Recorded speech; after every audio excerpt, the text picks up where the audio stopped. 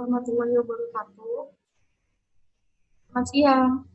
Hai, di sini saya akan memaparkan terkait hubungan Omnibus Law dengan Online Single Submission atau disebut dengan OSS dan One Map Policy dalam sistem informasi perencanaan.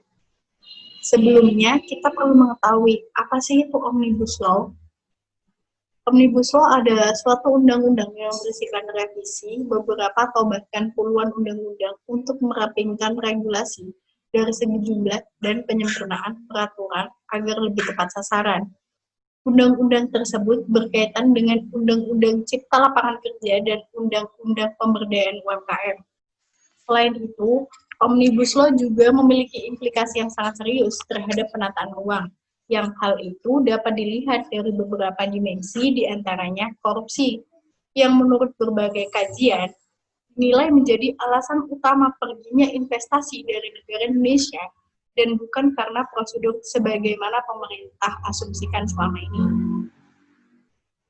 Dan yang perlu kita ketahui tentang Omnibus Law atau RUU Cipta Kerja yang disahkan oleh DPR pada tanggal 5 Oktober 2020 yang banyak mengundang kontroversi rakyat Indonesia karena dari prosesnya yang dianggap sangat tertutup dan terlalu ambisius.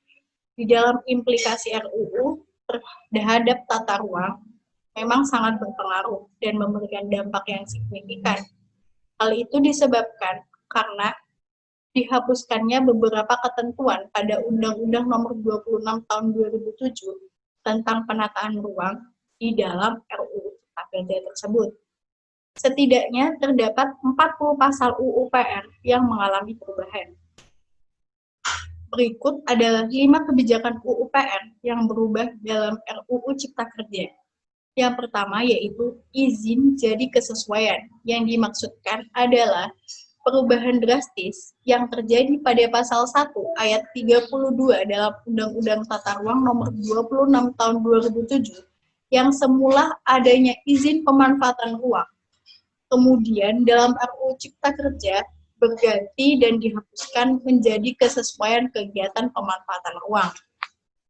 Perubahan ini membawa dampak yang sangat signifikan juga pada peraturan-peraturan selanjutnya, termasuk dalam hal pelanggaran tata ruang.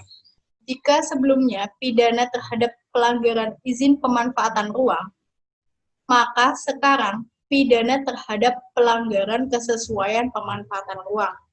Dan yang kedua, adanya kewenangan gubernur dan bupati yang dipangkas dalam pasal 10 Undang-Undang Tata Ruang Nomor 26 Tahun 2007. Pemerintah provinsi seperti gubernur dan DPRD setempat masih berwenang untuk melaksanakan penetapan dan penataan kawasan strategi di daerah yang mereka.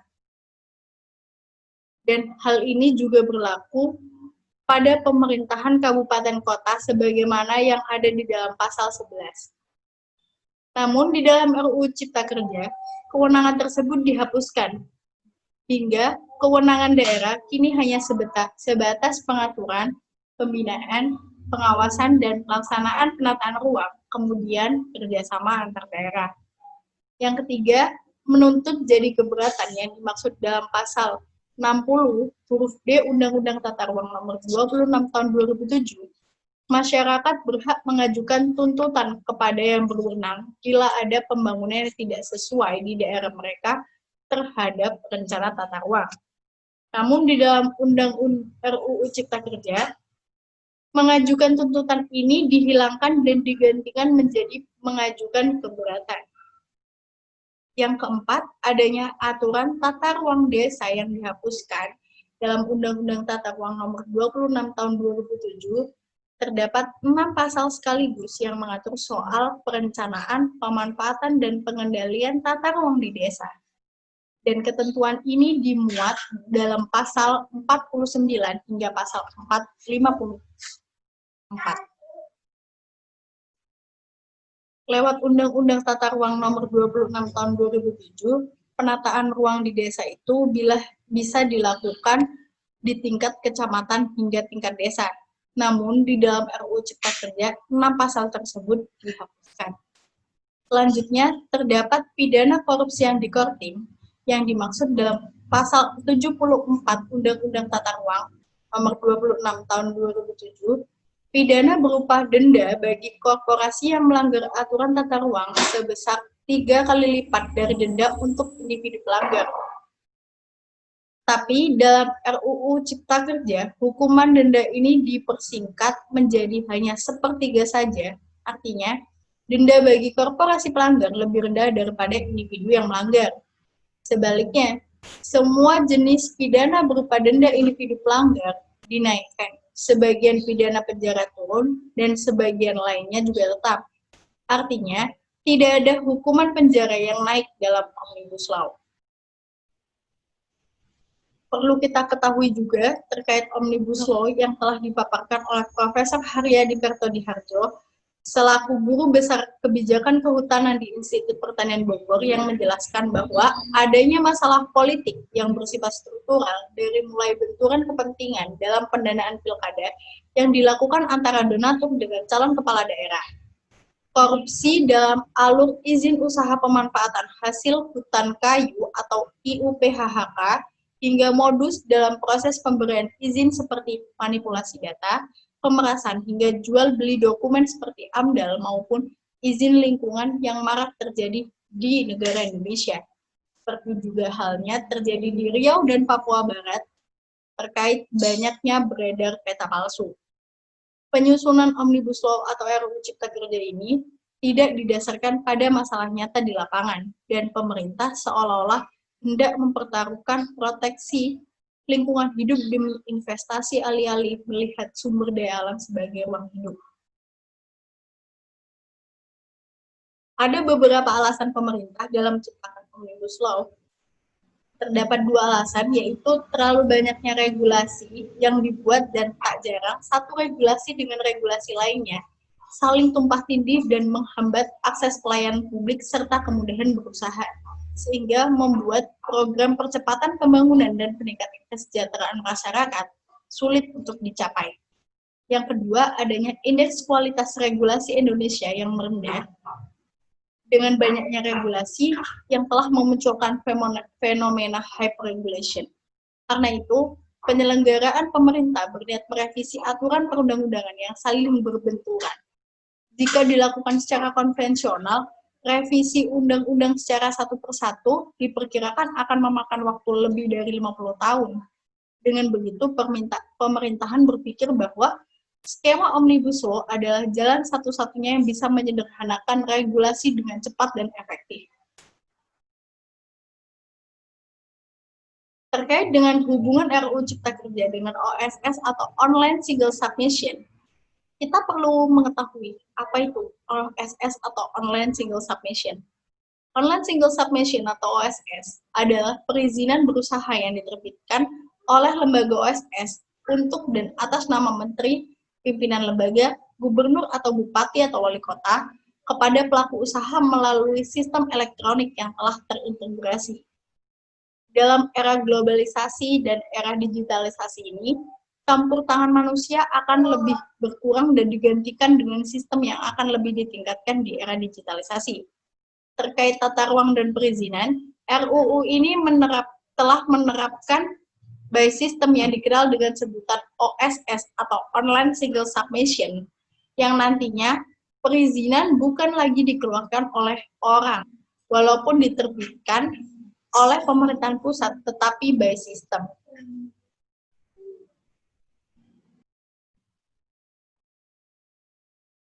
Selain itu, dengan adanya kebijakan tata ruang tentang pemerintahan daerah yang diwajibkan untuk menyusun dan menyediakan RDTR dalam bentuk digital dan sesuai dengan standar yang sama, oleh sebab itu pemerintah mendukung adanya proses perizinan melalui sistem Online Single Submission atau OSS. Dengan adanya RDTR yang terintegrasi dengan OSS, maka pelaku usaha pun dengan sangat mudah dapat mendapatkan informasi mengenai rencana lokasi kegiatan usahanya yang sesuai dengan RDTR yang telah diatur oleh pemerintah. Lalu, pelaku usaha tersebut tinggal mengajukan permohonan pemanfaatan ruang untuk kegiatan usahanya melalui OSS tersebut. Selain itu, OSS juga memberikan kemudahan dalam mendirikan perusahaan terbuka atau PT perseroan dengan persyaratan yang sangat mudah serta biaya yang sangat murah, sehingga ada kepastian legalitas bagi pelaku usaha UMKM. Yang kedua, adanya hubungan RUU Cipta Kerja dengan One Map Policy. Sebelumnya, kita perlu mengetahui apa itu One Map Policy. One Map Policy atau kebijakan satu peta merupakan amanat dari pemerintah kepada Badan Informasi Geospasial atau BIG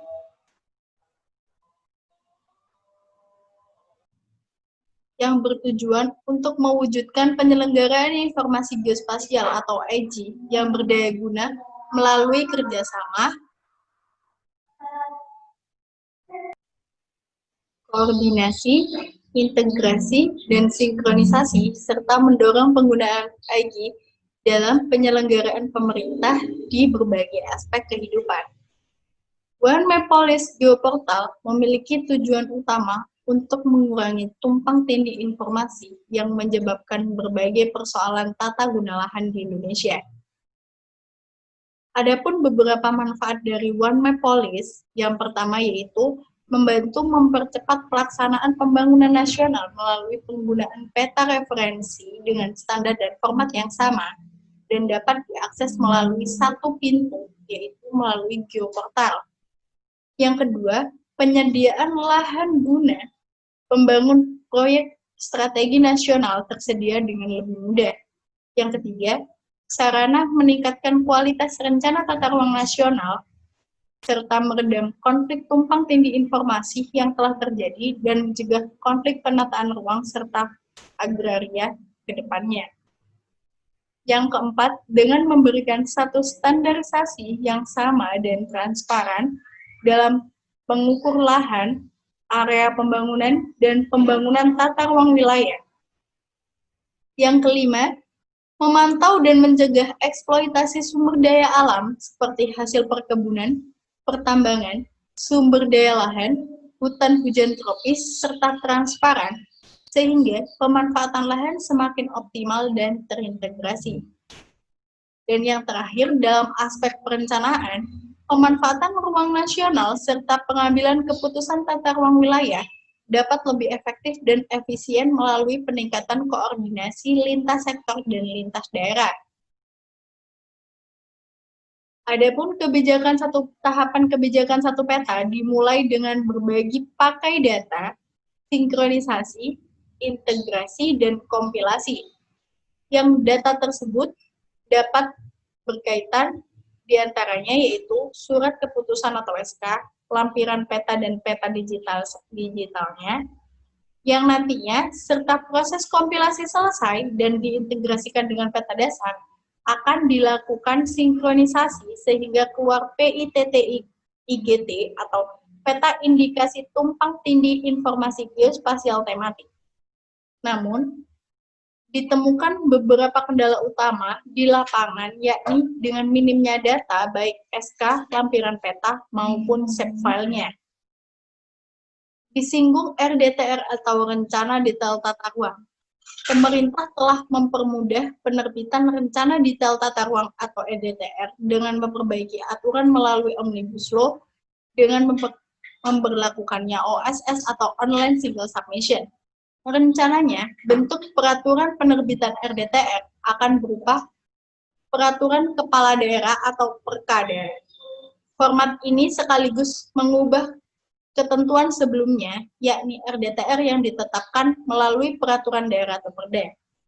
Format penetapan RDTR dalam bentuk Perda memang memakan waktu yang cukup lama. Untuk proses penetapan dalam program legislasi daerah atau Prolegda membutuhkan waktu hingga 6 bulan lamanya.